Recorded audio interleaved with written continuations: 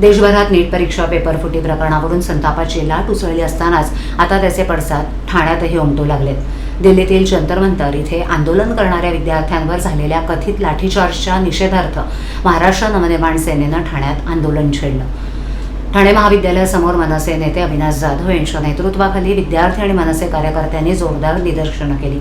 केंद्र सरकार विरोधात घोषणाबाजी करत नीट परीक्षा प्रक्रियेत पारदर्शकता आणण्याची तसंच विद्यार्थ्यांना न्याय देण्याची मागणी आंदोलकांनी केली। याच पार्श्वभूमीवर येत्या 26 तारखेला शिवाजी पार्क ते सिद्धिविनायक मंदिर असा ठाकरे बंधूंच्या नेतृत्वाखाली विद्यार्थी मोर्चा आयोजित करण्यात आला।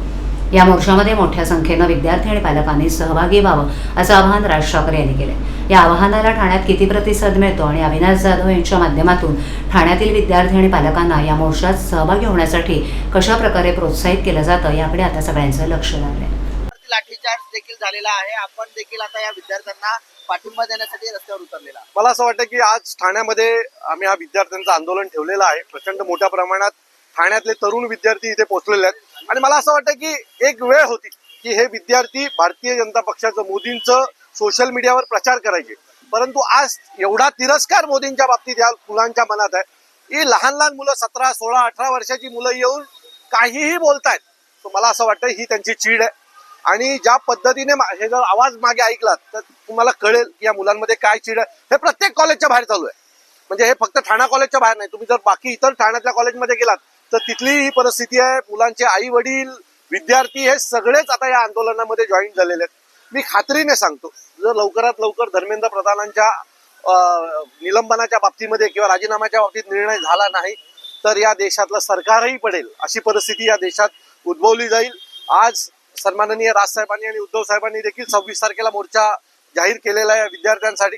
तर मला दिसतंय की पुढचं जे आंदोलन आहे हे अजून तीव्र होईल। सुरुवातीला ज्या वेळेला जंतर मंतरवर आंदोलन सुरू झालं त्यावेळेला हे शांततेत चालू होतं, पण आता ह्याचा एक पुढची स्टेप झालेली आहे की हे आंदोलन तरुणांनी हातात घेतलेलं आहे आणि पुढच्या काही दिवसांनी हे आंदोलन हे प्रचंड मोठ्या प्रमाणात चिघळेल की काय अशी एक भीती तयार झालेली आहे।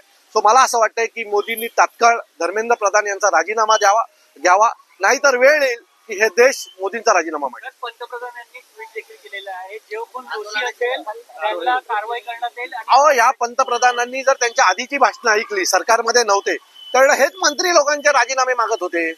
आणि बरं, जर तुम्ही एखाद्याला जबाबदार मानणार नाही तर या सरकारमधला प्रत्येक मंत्री मजोर वागेल, त्यांना कळेल की आम्हाला राजीनामा द्यावा लागत नाही, आम्ही मजोरीनेच वागणार। त्यामुळे तुमची मजुरी आता बंद झाली पाहिजे। याच्या आधी रेल्वे 2014च्या आधी अनेक रेल्वे ऍक्सिडेंट झाले, त्याच्यात जो जबाबदार मंत्री होता किंवा जो त्या खात्याचा मंत्री होता त्यांनी राजीनामे दिले होते। याचा अर्थ काय त्या मंत्र्यांनी जाऊन रेल्वे चालवली नव्हती त्यावेळेला देखील।